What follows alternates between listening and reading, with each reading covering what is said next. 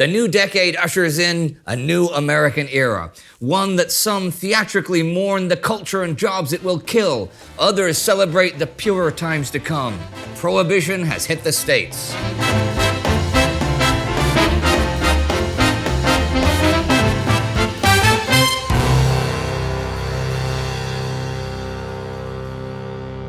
This is Between Two Wars Season 2, a chronological summary of the interwar years, where we cover the zeitgeist, the culture, the technology, the art, the sports, and much more in the era when, for better or worse, humanity ushered in modern times. I'm Indy Neidell.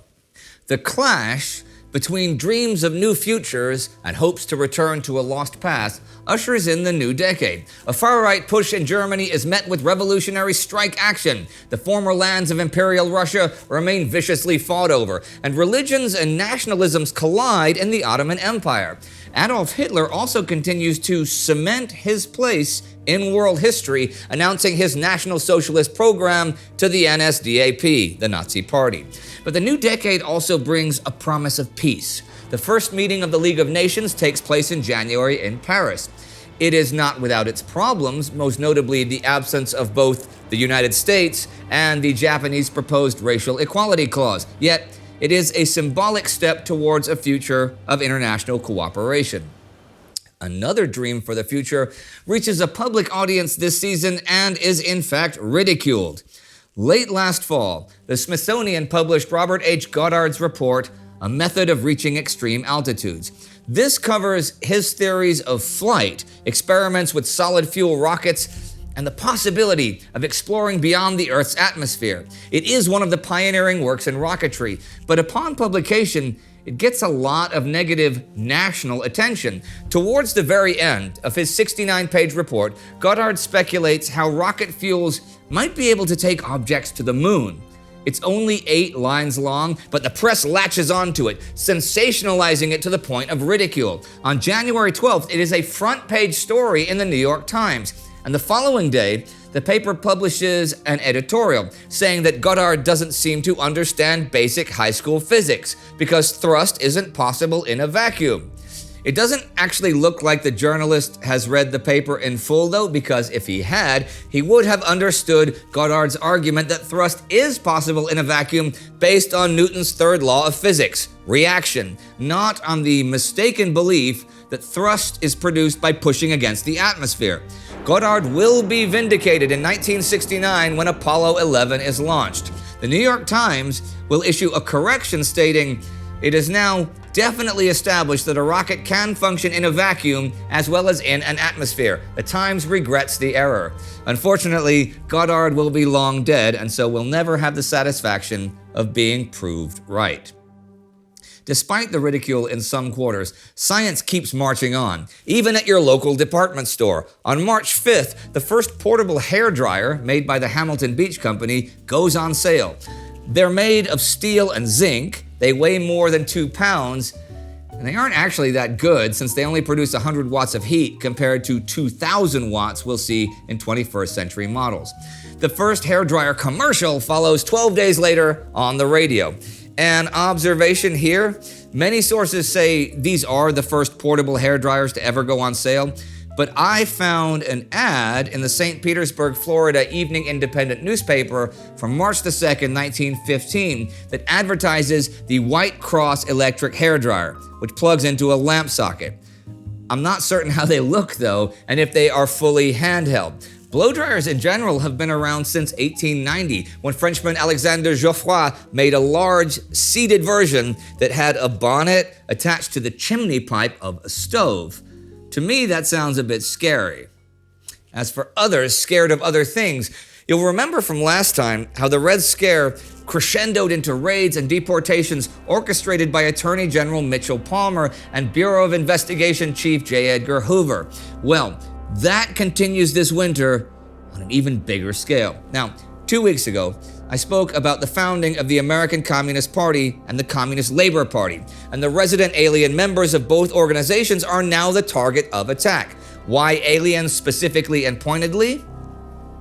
It's a much easier way to cripple the radical movement. Arresting Domestic citizens means a courtroom trial where some kind of crime has to be proven. But arresting and deporting aliens accused of radicalism, well, that's just an administrative issue handled by federal officials. The raids come on January 2nd with more than 4,000 people rounded up nationwide and virtually every communist leader arrested. Anyone with American citizenship is handed over to state authorities to find any potential syndicalist charges that the federal government cannot prosecute itself. The remaining aliens are incarcerated to await deportation hearings. A whole bunch of innocent people are found to have been caught up in the raid. In one instance, 39 bakers in Lynn, Massachusetts are arrested because they're believed to be planning a revolutionary assembly when they're actually just hoping to establish a cooperative bakery. In the state of New Jersey, one man is arrested after he pops his head around the door in one targeted building to see what all the commotion's about. Detainees are often held in pretty harsh conditions. In Detroit, some 800 are held between 3 to 6 days in a narrow windowless corridor of the city's federal building, having nowhere to sleep but the bare floor and sharing just one toilet. The 140 still detained after the 6 days are then taken to the Detroit Municipal Building to be held for a week in a pen originally designed to hold prisoners for a couple of hours and offering only a few wooden benches to sleep on. Despite some opposition from liberal and socialist publications, most of America's press is jubilant at the swift action taken by Palmer and Hoover, believing their claims that they have now crippled the radical movement in America. And to be fair, they kind of have. Hardly any stone was left unturned, shocking the radical press into being inactive for several weeks and also hurting membership figures greatly.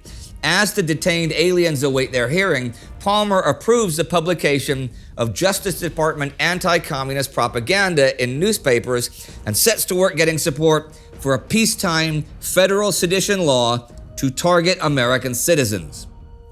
He will never be actually successful in this regard, but a whole bunch of state governments have been passing such laws anyway, and they will continue to do so.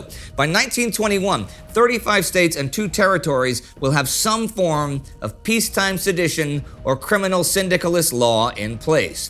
The state which takes its anti-radicalism most seriously is New York. In fact, just days after the January raids, the Speaker of the New York Assembly calls to the bar the 5 socialist members of the legislature and tells them that they have been elected on a platform that is absolutely inimical to the best interests of the state of New York and of the United States. A resolution proposed by the Attorney General of New York is then passed, which bars the socialist members from taking their seats, and an investigation is begun into the legitimacy of their election. On April 1st, the Assembly will vote overwhelmingly to expel the members altogether. This whole affair is actually pretty controversial and will receive widespread condemnation from both sides of the political divide and in the mainstream press. The expelled members belong to a legally recognized political party and were chosen in free and fair elections by some 60,000 New Yorkers. The criticism over the Assembly's decision will contribute to the fading away of the Red Scare era. America is entering a new era this winter, that of Prohibition. I have already spoken about the political context to this in our first season of Between Two Wars, but to make a long story short, the 18th Amendment to the U.S. Constitution is ratified January 16, 1919, with the declaration that after 1 year from the ratification of this article, the manufacture, sale, or transportation of intoxicating liquors within, the importation thereof into, or the exportation thereof from the United States and all territories subject to the jurisdiction thereof for beverage purposes is hereby prohibited. The National Prohibition Act, known as the Volstead Act, was then passed in October, that same year, to further define the amendment and provide a means to enforce it.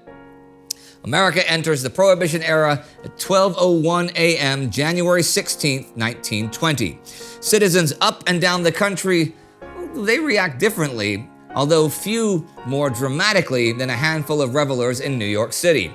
The owner of Reisenweber's Cafe, a venue famous for bringing jazz into the mainstream, sent out somber invitation cards for a funeral ball on January 15th. When the clock strikes midnight, waiters carry a coffin across the room while a pianist provides an emotional performance of Frédéric Chopin's funeral march.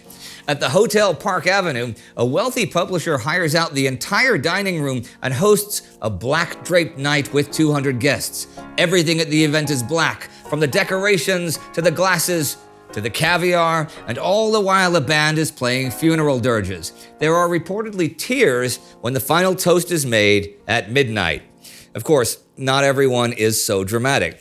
Some simply gather with friends for one last drink. Others just sleep through the whole thing. But there is a definite sense that America has entered a new era. The Dries promise this will not only be a more moral and healthier era, but a more prosperous one too, as new retail spaces open up for restaurants, cinemas, and shops. The Wets warn of job losses, crime, and the death of America's social life. It is still too early to tell which side will be right. In the meantime, people at least have more and more pop culture to enjoy.